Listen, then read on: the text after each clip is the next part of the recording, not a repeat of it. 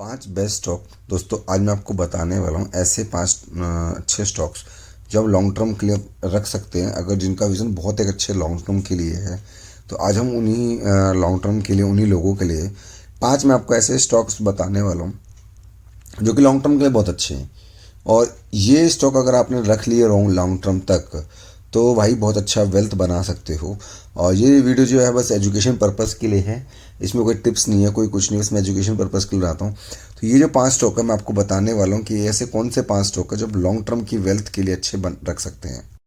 सबसे पहला शेयर है बॉम्बे स्टॉक एक्सचेंज की BSC। देखो, स्टॉक एक्सचेंज के दो ही शेयर, एक NSE और एक BSC। तो BSC जो है लिस्टेड है, NSE भी अनलिस्टेड में जो है बिक रहा है।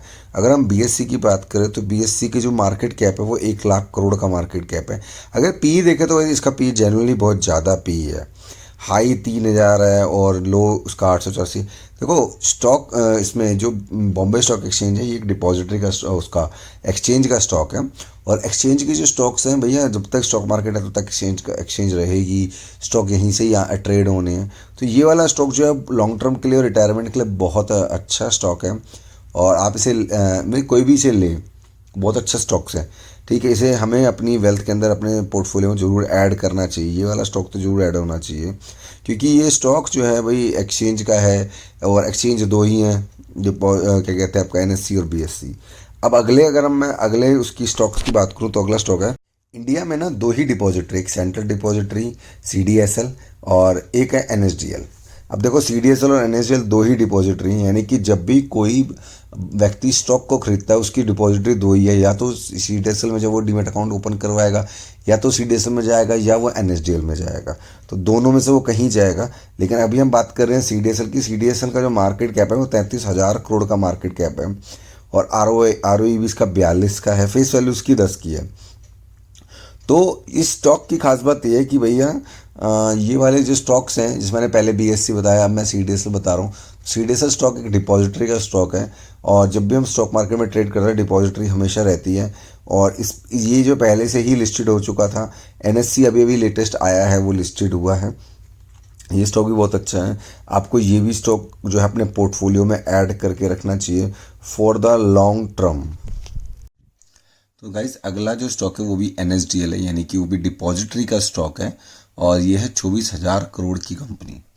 तो देखिए, दो डिपॉजिटरी के स्टॉक है, CDSL और NSDL। एक एक्सचेंज का स्टॉक है BSC। तो भाई, डिपॉजिटरी के स्टॉक में तो इन्वेस्टमेंट करनी ही चाहिए, क्योंकि ये पोर्टफोलियो में रहना भी चाहिए। और क्योंकि अभी स्टॉक अभी 1200 का आगे बहुत अच्छा स्टॉक जा सकता है। ये जो अभी IPO आया था, तो बहुत अच्छा IPO था इसका। ये 1200 पे बहुत कम समय में पहुंच भी गया है। लेकिन डिपॉजिटरी का शौक है, अगर आप अपना पोर्टफोलियो एक अच्छा बिल्ड करते हैं, मैं और तो उस बिल्ड में ही आपका NSC होना बहुत ज़रूरी है। ये सिर्फ एजुकेशन पर्पज़ के लिए मैं आपको वीडियो बना के दे रहा हूँ। बाकी आप अपने हिसाब से अपने स्टॉक्स को ऐड कर सकते हैं। कि हर किसी को, ये मेरा मानना है कि हर किसी को 5 स्टॉक तो है अपने पोर्टफोलियो में ऐड करना चाहिए। कल को अगर NSC भी आता तो NSC भी अपने पोर्टफोलियो में ऐड करना चाहिए, क्योंकि ये भैया रीज़न है। ये डिपॉजिटरी के स्टॉक है, दो बताए हैं मैंने आपको, CDSL और NSDL, दो डिपॉजिटरी के स्टॉक्स हैं। और अगला जो स्टॉक्स है वो मैं आपको बताता हूँ। कैम्स। कैम्स का मतलब computer age management service limited. India में ना म्यूचुअल फंड्स जो है बहुत जो है लॉन्ग टर्म के लिए SIP के लिए लोग करते हैं।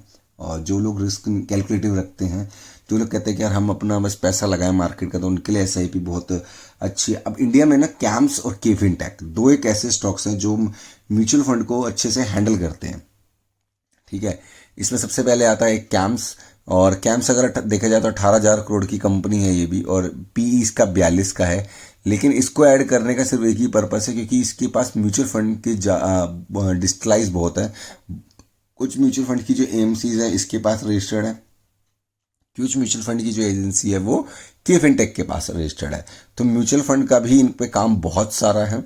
तो इसलिए आप इस स्टॉक को भी इसलिए हमें अपने स्टॉक्स को अपने पोर्टफोलियो में ऐड करना चाहिए। Last but not least, KFinTech। जैसे कि मैंने आपको कैम्स के बारे में बताया, वैसे ही KFinTech है, जो कि उस म्यूचुअल फंड्स का ही एक स्टॉक है। इसके पास भी म्यूचुअल फंड का सारा वो है। कुछ AMC इस पर रजिस्टर्ड है, कुछ AMC उस पर रजिस्टर्ड है। तो जैसे डिस्लाइज में हम जाते हैं तो कुछ AMCs आपको यहाँ मिल जाएंगी, कुछ म्यूचुअल फंड AMCs के यहाँ मिल जाएंगे। अब कौन कौन सी AMC केफिन टेक पे रजिस्टर्ड है और कौन कौन सी एएमसी कैम्स पे रजिस्टर्ड है, ये मैं आपको अगली वीडियो में बताऊंगा कि पर्टिकुलर एक वीडियो बनाऊंगा कि कैम्स और केफिन टेक की में कौन कौन सी जो है एएमसी रजिस्टर्ड है, दोनों में फ़र्क भी क्या है, दोनों बहुत अच्छे स्टॉक्स हैं। तो ये भी जो है हमारे पोर्टफोलियो के अंदर होना चाहिए फॉर लॉन्ग टर्म के लिए, क्योंकि दोनों जो है म्यूचुअल फंड से रिलेटेड जो है, इनके पास म्यूचुअल फंड का ज़्यादा से ज़्यादा काम है इन दोनों के पास, कि दोनों के पास एएमसी अच्छे से रजिस्टर्ड है। तो अगर वीडियो अच्छी लगी तो चैनल को जरूर सब्सक्राइब करना। और ये वीडियो सिर्फ आपके एजुकेशन पर्पस के लिए है। बाकी जब भी कोई स्टॉक खरीदो तो आप अपनी सूझबूझ से खरीदना, और बाकी बस ये वीडियो जो है एजुकेशन